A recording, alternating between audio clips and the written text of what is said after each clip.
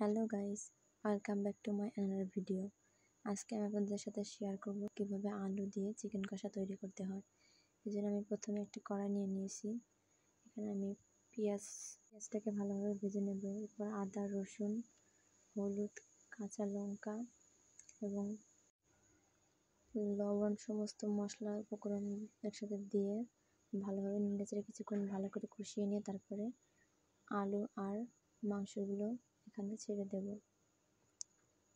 সাথে কিন্তু tomato add করে দেবেন, তাহলে কিন্তু খাবারের টেস্টটা অনেক বেশি সুস্বাদু হবে।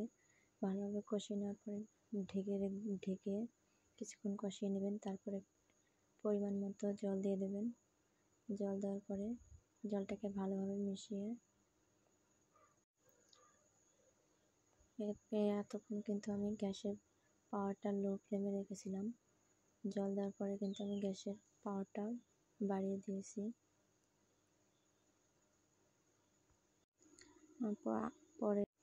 এরপরে দেখতে পাচ্ছেন কত সুন্দরভাবে কুকিং হয়ে গেছে। এভাবে রান্না করলে কিন্তু যে কেউ আঙুল চেটে পুটে খাবে। আপনারা দেখতেই পাচ্ছেন কি সুন্দর আর কতটা লোভনীয় লাগতেছে। এখানে কিন্তু আমি খুব বেশি মশলা ইউজ করি না। যে ভালো লাগলে অবশ্যই লাইক কমেন্ট